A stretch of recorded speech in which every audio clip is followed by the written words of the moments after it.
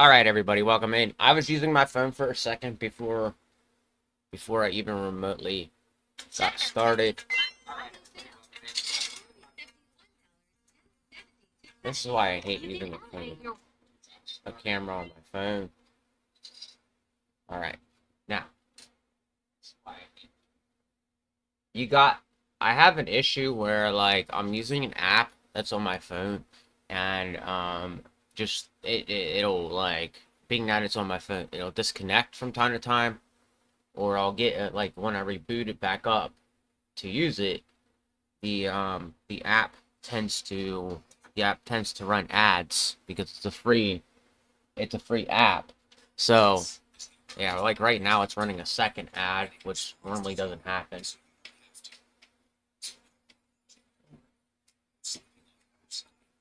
Come on.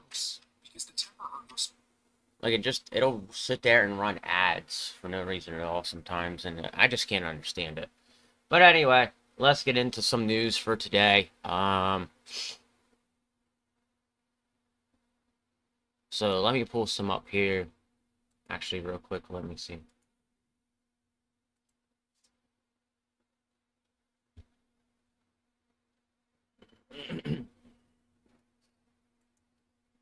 All right. So we're gonna drop it down, and we're gonna get into some gaming news here. So, let's see if we have anything of interest today. A message from Rockstar Games, which I'm probably gonna read that because that actually seems interesting. There's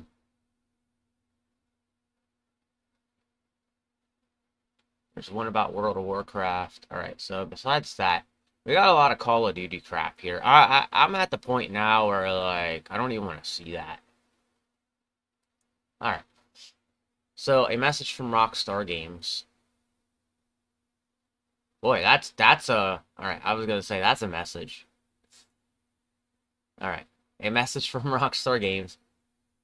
Next month marks the 25th anniversary of Rockstar Games. Thanks to the incredible support of our players worldwide, we have had the opportunity to create games we are truly passionate about. Without you, none of this would be possible, and we are so grateful to all of you for sharing this journey with us. In 1998, Rockstar Games was founded on the idea that video games could come to be as an essential to culture as any other form of entertainment. And we hope that we have created games you love in our efforts to be part of the evolution. We are very excited to let you know that in early December, we will release the first trailer for the next Grand Theft Auto. We look forward to many more years of sharing these experiences with all of you. So so the anniversary is coming up, so we'll probably get something big here next month. We just have to wait and see, but I'm sure in December we'll get something pretty big depending on what day it lands. December is a big month, okay? So December, if they celebrate their anniversary, they're gonna be celebrating it with a whole bunch of other stuff. So that's kind of cool. Um, so we can say Christmas, and then at the end of December, we have the end of the year, of course, which and then on top of it, we'll probably have Rockstar celebrating as well. And that's kind of cool when it comes down to it, how like they're gonna be celebrating. They so I didn't know they were created in December. That's kind of wild. I wonder what they're gonna do for the event.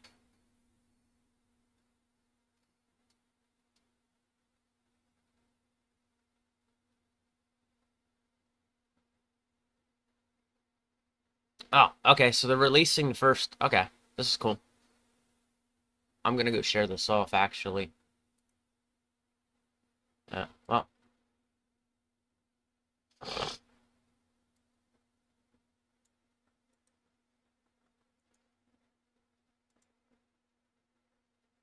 all right. Give me a second.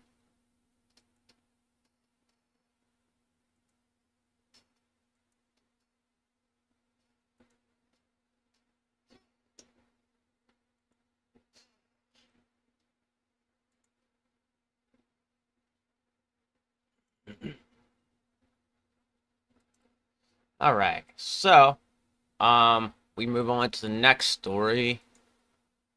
Let's go back and, full screen. Alright, we're gonna go back.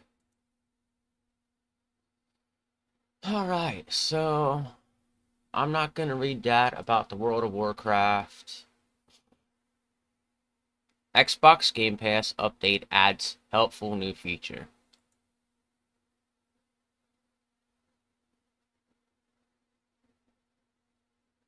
Most of the time, Xbox Game Pass updates are about the new game coming to the service, but one recent update has instead added a helpful new feature that keeps fans in the loop about the games.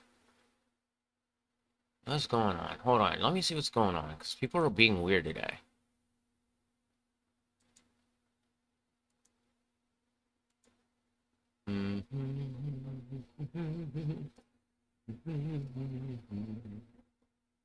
Yeah, people are being weird today. Alright. Well, not too weird, but that's just, like, timing-wise. Alright. Alright. Most of the time, Xbox Game Pass updates are all about the new games coming to the service, but one recent update has instead added a helpful new feature that keeps fans in the loop about the games that are on the way out. Microsoft makes sure that there are always more new games coming to Xbox Game Pass than there are leaving, but there are still plenty of titles that are removed from the lineup every month. New Xbox Game Pass games are added on various days throughout every month, depending on each title's release date. When it comes to the games that leave Xbox Game Pass, they are almost always removed on the 15th of each month and then again on the last day of the month. Though there have been some rare exceptions to this rule, when it comes to November, Xbox Game Pass subscribers can expect the removal to happen on the usual days. Now, if an Xbox Game Pass subscriber decides to play a game that's scheduled to leave the service soon, they will get a pop-up message explaining that said game is being removed from the message states. This game is leaving Game Pass after a date and includes a small blurb explaining that subscribers can add it to their wish list if notified if ever returns go on sale. The blurb also has a reminder about how Xbox Game Pass games are available at 20% discount for those who want to buy them for keeps. Needless to say, this should be a very helpful feature that prevents Game Pass subscribers from potentially wasting time on a game that is going to leave soon, or help them take advantage of that 20% discount if they want to buy it. As far as November 2023 goes, 7 games are leaving Xbox Game Pass after November 15th. The games in question are Coffee Talk, Punks, Ghost Song, Gungrave Gore, Football Manager 2023, Lapin, and Town Scrapers. Out of these, Football Manager's 2023 removal is likely to have the least amount of impact on subscribers as the games follow up. Football Manager 2024 is available to play through Xbox Game Pass. So these are all the games that are leaving Game Pass. So another batch of Xbox Game Pass games will be leaving on November 30th, but Microsoft has yet to reveal which titles are getting the boot. The announcement will likely come next week, along with the confirmation about other games coming to Xbox Game Pass in the second half of November 2023. So far, the only games fans know about are Persona 5 Tactics on November 17th, Roller Dome on November 28th, so it will be nice to get clarification about what else Game Pass subscribers can expect from the second half of the month.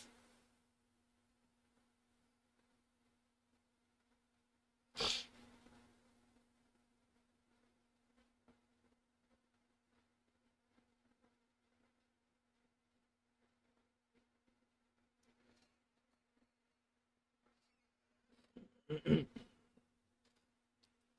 right, so I guess I'll read this because you know, I don't really want to play Baldur's Gate 3, and I'm not a huge fan of like thinking it like made game of the year or something like that because it already there's already a bunch of people who raved about this game, and I looked at a list and I specifically took this list and I put it on, I advertised it to people so that way, the people really wanting to really wanting Baldur's Gate to actually win um is really just showing us how people will listen to a bunch of lies about a video game website such as Metacritic or something else along the lines that just extremely and make it look like it's doing extremely well and it's not doing good at all, and sales ratings even show that.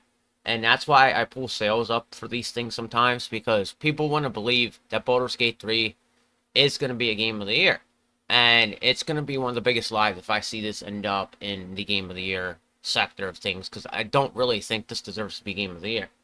You know, it, it, I look at it like this: Zelda Tears of the Kingdom deserves to be more game of the year than Baldur's Gate does, or like Super Mario Wonder deserves to be Baldur's Gate. You just have to sit there and realize that there are other games out there. Like, for example, Starfield was a highly anticipated game. A lot of people played it. It deserves to be in Game of the Year. Liza P deserves to be Game of the Year. There's I don't know how many games are gonna get into the Game of the Year selection, but I think they said 6. So I'm curious to see what we're bound to get here in the near future. I'm really curious to see if Baldur's Gate 3 is gonna make that list, and if it does, I'm gonna like palm my face, of course, because it just seems like people are trying to get this into the Game of the Year, and there's nothing there that can actually make this into a Game of the Year because of the fact that there was no real sales on it. So I don't understand how people are like, oh, this is the Game of the Year. This is going to be on game. No, you all need to go quiet for a little bit. All right, Baldur's Gate 3 Xbox Series S optimization will result in performance boost for everybody. All right, Larian Studios shared a promising update on its effort to optimize Baldur's Gate 3 for the Xbox Series S, suggesting that its recent progress on this front page will also benefit those playing on the Series X. PlayStation 5 and PC potential multi-platform improvements aside, this development is the foremost good news for anyone awaiting the Baldur's Gate 3 Xbox version.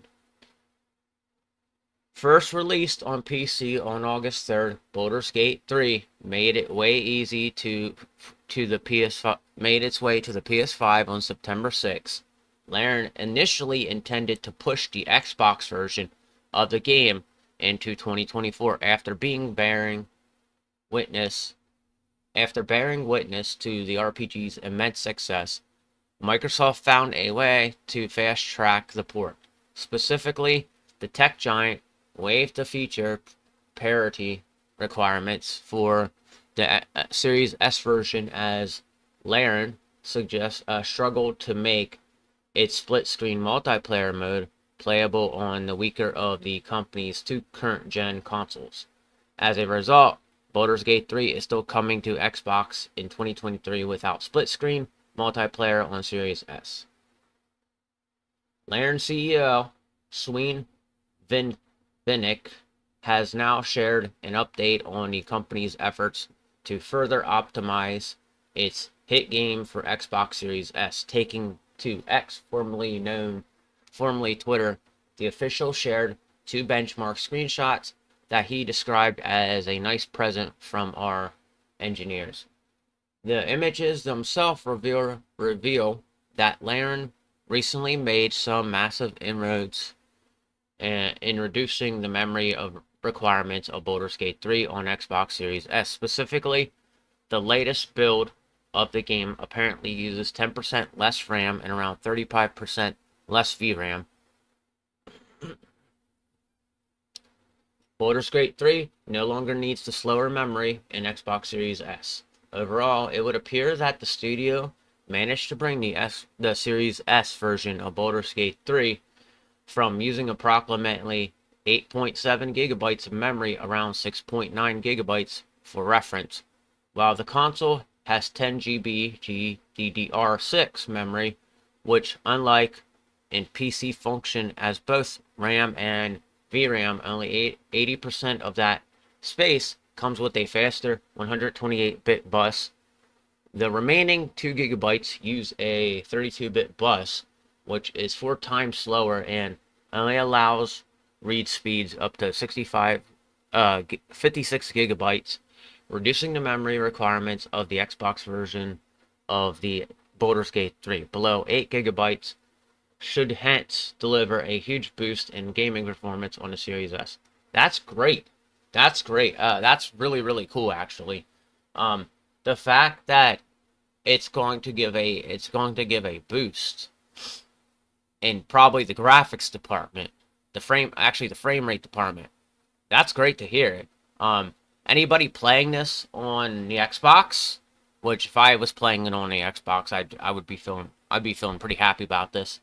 But since this newly benchmark and much improved build of RPG was compiled for Xbox consoles, it used DirectX 12, a collection of application programming interfaces from Microsoft's platform. Yet Vinnick believes that the progress his team made in keeping the game's memory requirements under control will benefit all platforms, which would include the PS5 that doesn't support DirectX 12. This promising update made fans hopeful that Laren might eventually figure out a way to even bring the game's local multiplayer mode to Microsoft budget console, and although Vinnick hasn't chimed in on that speculation, Microsoft itself previously said that Baldur's Gate 3 split screen for the Xbox Series S remains a possibility.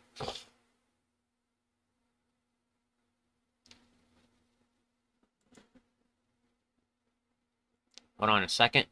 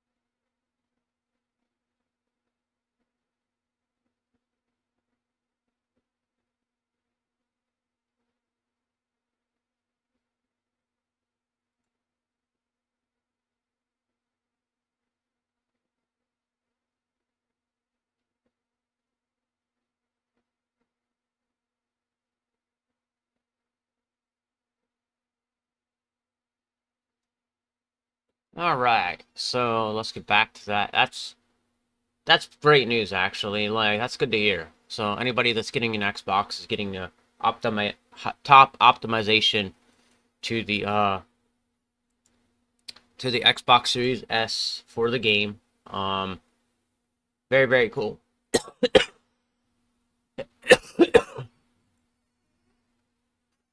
What's going on here? Oh,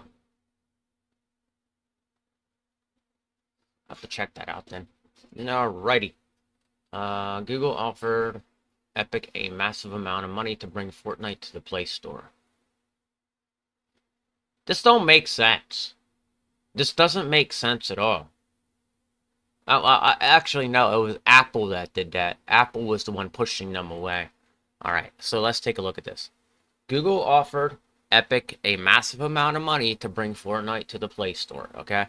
So this goes for the Google side of things, not Apple. Apple's one of those things that like Apple's one of the like I don't like Apple for a lot of reasons.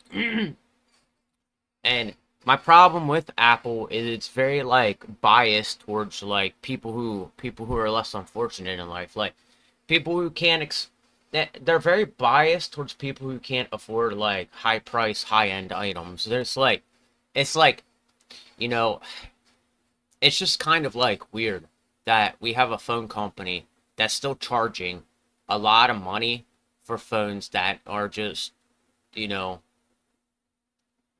it's just stupid. That's why I like Nintendo more than I like Apple, to be honest. And Nintendo's on the path to greatness. They've always been on the path to greatness, but Apple's just a whole nother story.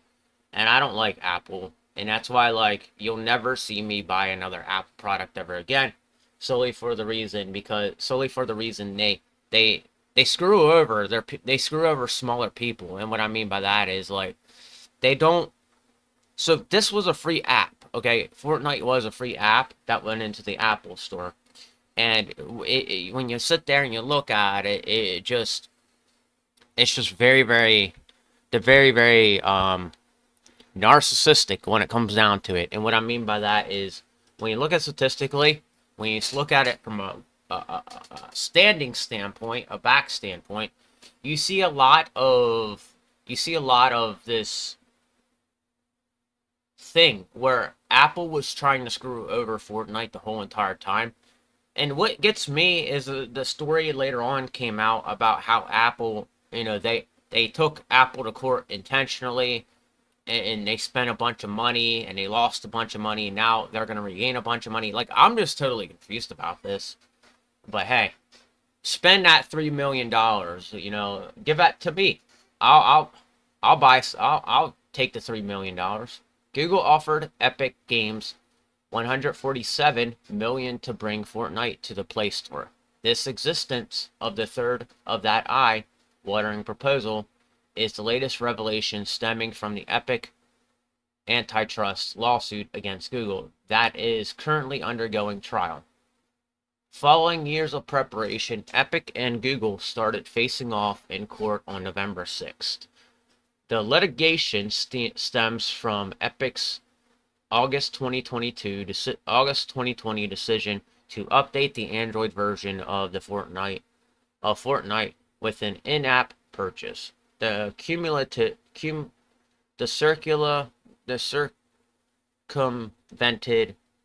the Play Store, and consequently Google's then flat 30% revenue cut. This prompted the internet giant to ban a hit battle royale game from its storefront. Shortly thereafter, Epic sued Google over the Fortnite Play Store removal, allegedly antitrust violations. The case has now reached its jury trial phase more than 3 years later, with the third day of the hearing at the U.S. District Court for the Northern District of California, including a testimony from Google Play Apps and Games VP Purnima Kashhikera. While speaking on the stand, Kashhikera revealed that Google offered Epic 147 million just to bring Fortnite to the Play Store. The Verge reported the proposal was put forward under the time Epic launched the Android version of the Battle Royale hit through its website in 2018. Google was prepared to pay out this eye-watering amount of money in increasements spanning a 3-year period ending in 2021, Kakashir explained. Although Epic refused the offer at the time, it reverted its Android distribution strategy just 2 years later, having eventually released Fortnite on the game Play Store. In April 2020, back then, the developer insinuated that Google strong-armed it into bringing the game to its platform by complaining about the incentives security warning that users would receive when trying to install Fortnite by downloading its APK file straight from the company's website. It took only 4 months for Epic to decide to circumvent Google's payment framework, thus forcing the game's Play Store ban and obtaining the ground to sue the tech giant. So actually, Google was a part of this too. Huh, that's interesting. I thought it was just Apple. All right. Offering to pay for Play Store debut may not have been the only way Google attempted to resolve Epic's opposition to its mobile developers' fee. According to a previously underacted version of the antitrust lawsuit, Google considered outright buying Epic Games because it perceived its resistance to the Play Store as a large threat to the Android storefront and its business model.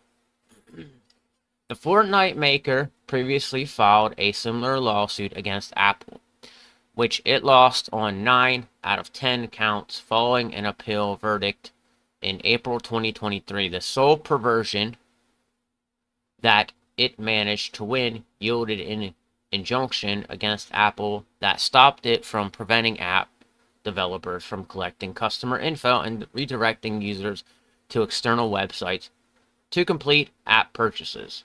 Apple asked the U.S. Supreme Court to review that consensus in September 2023.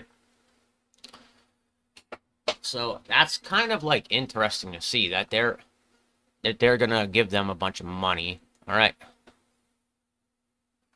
Yeah, very, very interesting.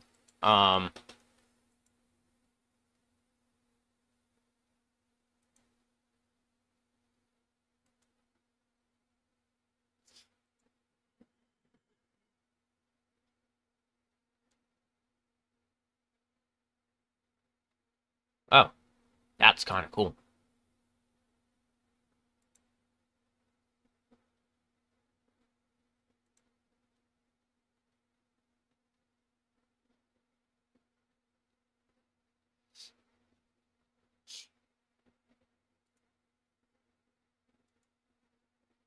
All right. That's wild though. Um, they want to give them a bunch of money like that to come back to the store because, you know, they kicked them out and then they turn like the story doesn't make sense to me, okay? You kick them out and then you turn around and pay them money to come back. I'm confused. I thought Apple originally did this and you know, you want to bring back a game you kicked out. How does that even work? Why are you bringing it back? And then on top of it, you kick them out, and you're like, okay, we're going to pay you millions of dollars to come back to our Play Store. This right here is just, like, crazy. Okay, it's crazy. Because, like, you're offering this amount just to return a game after you kick them out. That makes no sense. Like, what are you doing, Google? I guess Google realized they lost something that was, like, highly downloaded, and that's why they're doing it right now. I don't know. I don't understand the purpose of why like these companies do what they do sometimes. I know Apple was kicking them out, but I didn't think Android kicked them out though. But hey, wow, that's interesting. I know a lot of people use this, and that's interesting, and it got shut down. So I'm gonna read this. Omegala has been shut down. All right, I used this like one time, and I had a conversation with somebody, and that's and that's what it's meant for. But it just, you get a lot of weirdos on here. Like, I watched Sniper Wolf, of course, do Omegala stuff. And there were guys literally pulling their junk out right on the camera. And that's probably why they shut this down. Because there was a lot of, like, weirdos on that website. So, Omegala is officially defunct as of November 8th, 2023. As expressed in a letter written by founder Lev K. Brooks. The online video and chat service has come to an end after being active for 14 years. back on March 25th, 2009, the internet was introduced to Omegle, an online chat site that brought together strangers from around the world. The service would pair up two random people who logged on to the site with full anonymity. The strangers would then enter a fresh chat room where they were free to talk or type about whatever came to mind. It garnered attention from competing alongside of Chat Roulette, another online chat platform that offered the same basics as Omegle. Both platforms entered popularity for their ability to link strangers with one another, though this is also spelled notary, I guess, I don't know. Nevertheless, internet users became well aware of Omegle's presence, specifically after a surge in popularity during the COVID-19 pandemic. So yeah, everybody that during the pandemic, I could see how this would have picked up. I didn't use this during the pandemic. I just sat and just played games and just mind my own business. Now, I had a bunch of roommates that just drove me nuts at the time. And unfortunately, they're crazy. They're crazy, okay? However, that very presence has received a drastic adjustment. All right. In an open letter on Omegle's homepage, founder Leif K. Brooks has shut down the online service. In this letter, K. Brooks shares his origins before launching Omegle when he was 18 years old. He then expressed the intentions of Omegle was packaged with such as exploring other cultures, gaining life advice, and lessening the feelings of isolation. While there are noted highlights, K. Brooks goes on to talk about the lowlights of Omegle's status and reputation on the internet and beyond. This comes in the form of unspeakably heinous crimes committed by evils of the world, taking note in a basic lesson of criminology. Crime never ends, and recent world events have prompted K. Brooks to put a lid on Omegle, coupled with attacks that have been directed towards the site and its users. So yeah, this site came to a crashing halt after years of it being around, because I watched YouTubers use this, and they stumble upon some freaking weirdos on it. I'm sure there's other stuff that happened on here that didn't get taken down. You know, there's a lot of worse stuff in the world than me saying a bunch of stuff, me typing up a bunch of stuff. There's a lot of worse stuff in the world going on than me typing up a word that people don't like, of course. But people don't understand that. And now we're starting to see the change of things. I do think that now we're starting to see the good side of things come back again. I think the more hero mentality is going to come back into society, and we're going to see that all over again. I think we're going to see like a lot of things like Disney start trying, well, I can't say Disney, but we may see Disney try to change back to its original format as Marvel once was. You know, we're going to see stuff like that happen, because now I think everybody's starting to realize that this, like, we were in our darkest times here in America. All right. And that's the best way to explain it. There was no darker time in America than this time frame we've been in. Oh, I didn't get to it, Nintendo. I've been so busy doing other stuff. I'll have to look at it today or tomorrow or sometime in the near future. I've been just so busy, dude. But I think this is good. This is shutting down. This is gonna be a huge change towards things. I think we're gonna start seeing like a better time frame of things, because the dark time of America has finally come to an end, and we're starting to see it. And like, it's been the darkest time in America has been on the rise, no matter how you look at it, and things are gonna change here really soon. I think we're gonna go back to a time where, you know, the people like. No, you're good. I think we're gonna see a time frame come back that is just a lot more better than what we have had in the past. So, but I'll try to check your stuff out, Sonic. I've been too busy, man. I've been a little bit busy on my day off. I had a bunch of stuff to do yesterday, so. But yeah, that's why I think it's good this website shut down. I think this website shut down for the best. You know, I want to see things go back to the way it was years ago, because we've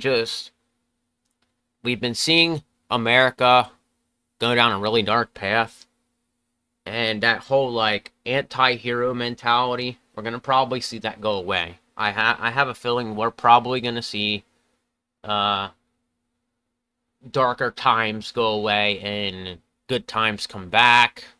Just a lot of different stuff is about to change. And there's been so many things going on recently that just it's been directing.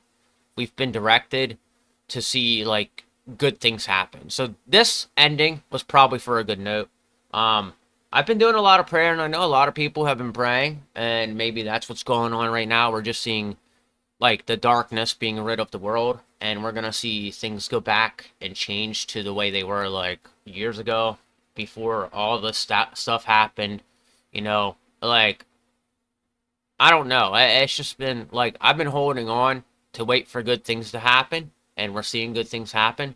So all we have to do is wait and see for everything to just rotate and go back to normal. That's what I'm expecting. That's what I'm hoping. And I really can't wait to see good things come back to light. Like, I want to see more movies where the good guys or the vigilantes are going out and solving crime and defeating the good guy. I mean, defeating the bad guy. Because that's what, we're at an era where the bad guy is always winning. And we're starting to see that outcome change now, because we've seen the bad guy win far too much. And that's why you see me not take part in politics right now, because this is where I'm at right now in life, where I'm like, I'm sick of politics. It's time for things to change. We've taken too much pride in something that isn't ours, and we're letting the bad guy win. Simply put, you engulf yourself and make yourself a fan of politics and make your hobby politics. You're gonna let the government win. That's just how it goes. When you don't let yourself take a hobby in something like politics, then you're not letting the government win. You're letting the government wonder why you're not falling into the victim cloud again, as I want to say. And they're gonna keep guessing why I don't fall back into it, because I've seen too much, and I'm like, this is stupid and it's retarded and none of it's actually funny.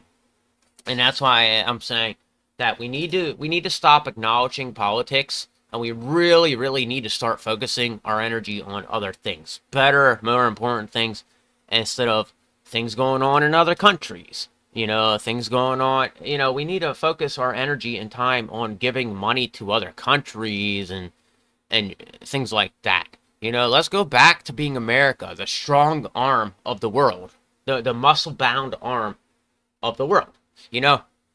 The people that built this country were literally men in white t-shirts, blue jeans, and work boots. They hammered the railroads to the ground.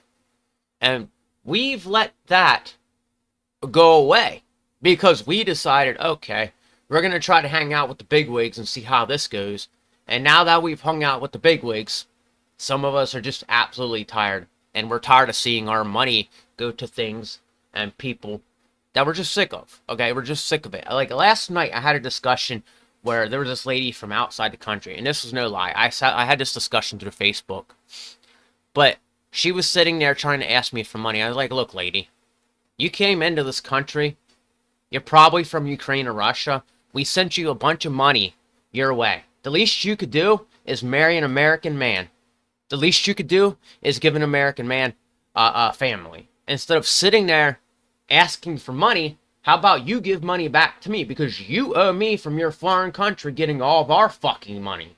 We should be owning those countries right now because we gave them a lot of our money. That's how it should go. And the moment I hear we owe somebody like Ukraine, Russia, we're getting back on the right track. And these women coming in from outside the countries need to be held captive in a way that's good for them, making sure they marry an American man, making sure they marry into an American family, help raise an American family, make things right again, and stop allowing us to give money to random strangers coming into the fucking country. That's what needs to happen. That's where we need to be, and that's where we need to get. Again, we need to get to that point where the American man is getting married again, having family, raising children, and building houses. This is my all-time opinion on this, but I really think that's how things could change here. You know, giving all that money over to Ukraine and Russia, we are entitled to something of theirs right now. We are. We are definitely entitled to something of theirs. In fact, you know, the fact we're over now fighting Israel's war, we're entitled to that now too. We're entitled to a lot of stuff, ladies and gentlemen. And that's what I'm trying to bring to light here, is that, like, fuck this political shit. Our political system needs to go and start claiming things as they are. We go and help too many people. How about we take it as ours and make it ours? And the American men get the women from those countries, because that's how it should be. That's definitely how it should be, and that's what I need to say. You're a woman coming in from outside the country. You should have to have it written. If you want to live here, you have to marry an American man, give an American man a family, and help him make the economy and help bring back the way America was 20 years ago. That's all I'm saying. All right. Closing a megala is a major decision that K. Brooks is making. One that has become less essential due to the internet attacks during online users. That the site has been receiving, Omegala may have been home to some life-changing interactions, yet the troubles that it attracted weren't enough to sustain an active and reputable status. Operating a megala is no longer sustainable financially or psychologically, and that's where it all went down the drain. This guy put too much money, and for him, and for other people, it was doing damage psychologically. K. Brooks wrote near the end of the letter, "Frankly, I don't want to have a heart attack in my 30s." Exactly. You don't want to sit there and have a heart attack over your website being bombarded by a bunch of freaking weirdos who, you know, are just like dark and sadistic to begin with. Moreover, K. Brooks includes his letter with concerns about the future of the internet that he fell in love with, noting that the war against the internet rages on. It's supplemented link a life for everyone who wishes to donate to the Electronic Frontier Foundation, which is an organization devoted to digital rights for the internet users that was founded in the 1990s. As of this writing, Omegala is no longer active. K. Brooks' letter takes up the sole page of the website, complete with 2 quotes by C.S. Lewis, author of Chronicles of Narnia, and Douglas Adams, author of Hitchhiker's Guide to the Galaxy, and gravestone with Omegala time carved onto the surface. That's interesting. All right, I want to share that one off too.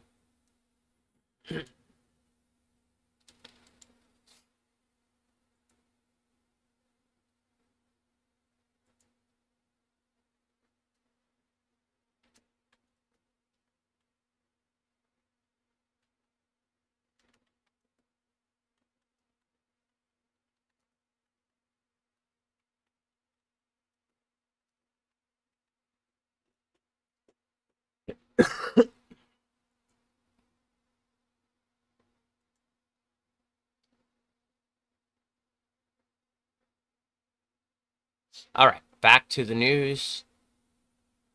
All right, so I got 15 minutes. Let's see what I can read for the last 15 minutes. Let me pull the screen down here. All right, so, all right, let's see.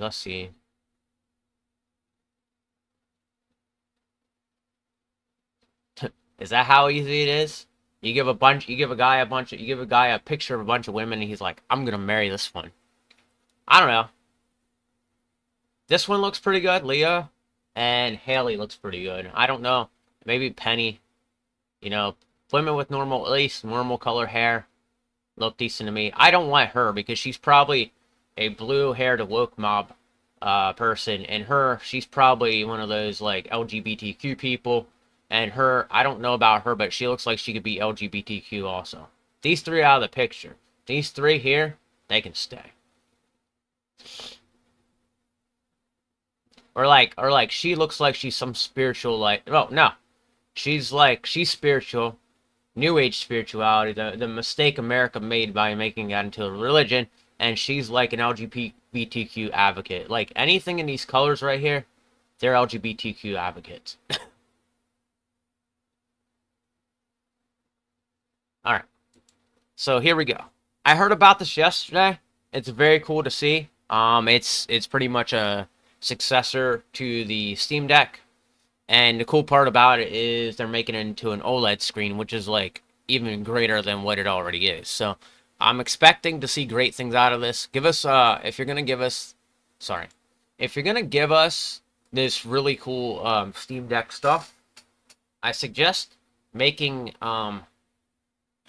may I suggest giving us better battery life while you're at it too, because the battery life apparently sucked on the last one. So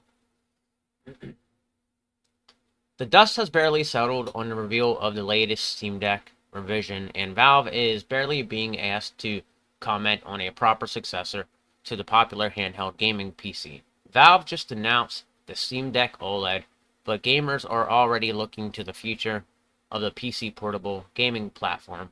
The OLED model might not be a Steam Deck 2, but the revision is certainly packing some impressive improvements even beyond its upgrade display. In fact, the OLED model has already implemented several improvement gamers wanted from the Steam Deck 2, including larger battery life, better cooling, and additional storage options. Not to mention, the OLED revision comes in at the same price point as the original Steam Deck models. Those older iterations are still available, but now at a reduced cost. With all of these improvements, gamers are curious as to what a potential Steam Deck 2 would even look like. In a conversation with IGN, Steam Deck designer Jay Shaw was specifically asked about when fans could expect to see a follow-up on the Steam Deck. Shaw didn't have an exact answer, but clearly stated that he thinks it'll be quite a while. There's no set date for any potential Steam Deck, as Valve is waiting for technology to advance to a point where the hardware could see substantial leap forward. Interestingly, Shaw did add that the team is thinking about Steam Deck 2 at all times. At this moment, the Steam Deck team is proud of the work they've put into the OLED model. Even before the revision, the Steam Deck ranked among the best portable and handheld gaming consoles on the market. With improved battery life, better cooling, and an OLED display, arguably one of the best handheld gaming PCs seems to have gotten even better. This isn't the first time Valve has commented on a potential successor to the Steam Deck. One Valve representative certainly talked about the Steam Deck 2, claiming the device wouldn't launch until the end of 2025 or possibly later. This coincides with Shaw's claims that it will be quite a while before fans see the new hardware. While there is a growing number of competitors in the handheld PC gaming space, many fans still prefer the Steam Deck due to its relatively low price point on the Steam OS operating system. The newly announced OLED model will serve to give gamers even more option until the much discussed Steam Deck 2 finally arrives.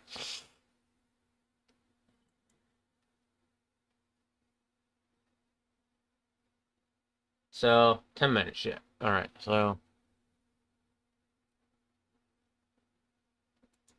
Jesus. Alright, so World of Warcraft game director confirms that many patches are coming before the War Within.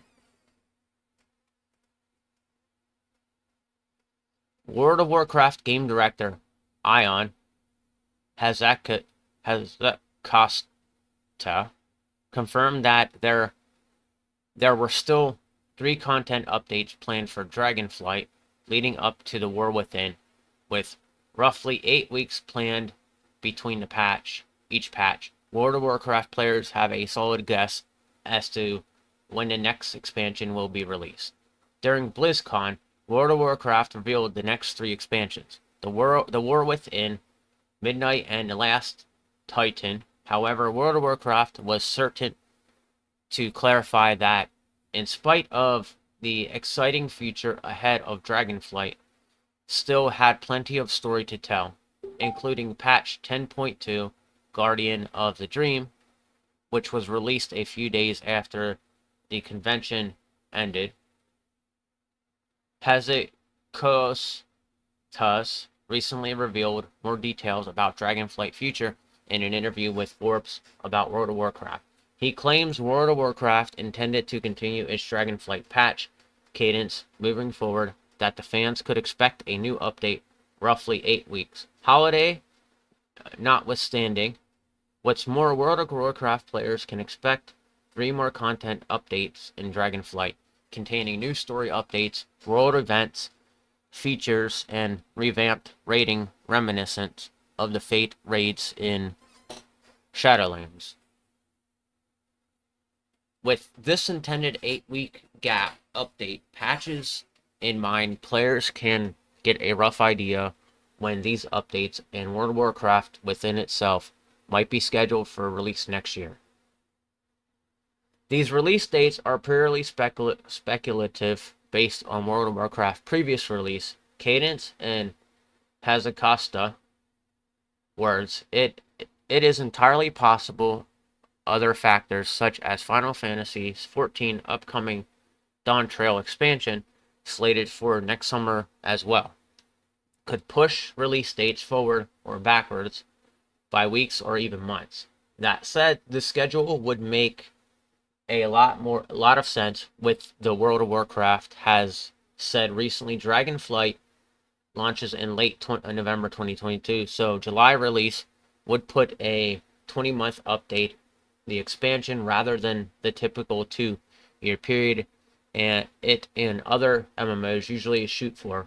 World of Warcraft creative director Chris Meston also said expansions in World of Warcraft in World Soul Saga might be coming faster than players would expect, and shaving off a quarter or more between major releases would certainly fit the criteria. Either way, it seems fans are going to have plenty of World of Warcraft to enjoy over the next year.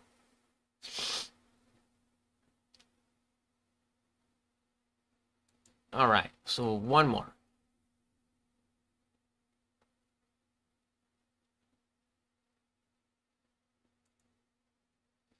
Alright, new game inspired by classic Fallout titles delayed at the last minute.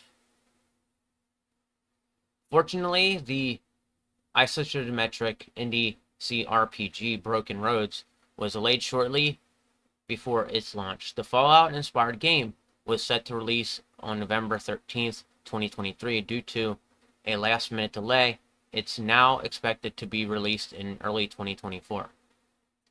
The post-apocalyptic setting has become a popular one for many CRPGs, with titles like Fallout, Wasteland, and Atom RPG immersing gamers in the harsh challenges of depressing and broken world ravaged by cataclysm events. With this in mind, Drop Bear Bytes, the developer of Broken Roads, is taking things in an exciting new direction by actually basing its game world in a real-life setting. Broken Roads is set in Wheat Belt, a region in Western Australia that is renowned for an agriculture significance, and it seems like game developers were very meticulous and committed to authenticity. Drop Bear Bytes collaborated with the government of Victoria, the Australian state where Wheat Belt is found, and even contacted Aboriginal Australian communities in order to accurately, respectfully interweave their stories and challenges into the game's narrative. Despite the game's content being fully developed, the creator of Broken Roads recently announced on Twitter that the title will experience a delay and won't be released until the following year. The reason for the postponement is the unexpectedly intensive nature of Broken Roads, which features over 30 hours of gameplay and a whopping 400,000 words of dialogue. The game quality assurance team will be getting more time and resources to fully set this substantial content, as the developers are committed to ensure a polished and bug-free experience for players. Broken Roads is laid on all platforms, with Drop Bear Bytes working diligently to ensure that the game is released simultaneously on PC and console. One intriguing aspect of Broken Roads is its intricate moral compass mechanics that goes way beyond the usual binary choices of good and evil found in other games in the genre. Instead of the unique moral compass introduced as a spectrum of moral values, allowing characters to express a variety of ethics stance based on their individual beliefs and experiences, four real-world moral philosophies,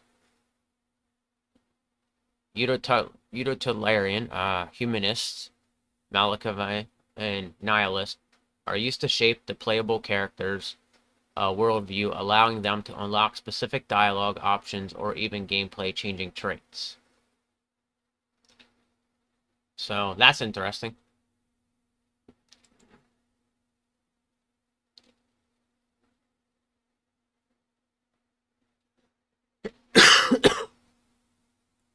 All right, I think that's it for me today. So I gotta get out early because I gotta go to work at 3 today. So I'm just kind of like, I'm gonna get off here, start to get myself ready in a little bit and get to work. But I'll be back on Monday. It is officially, I think, Saturday.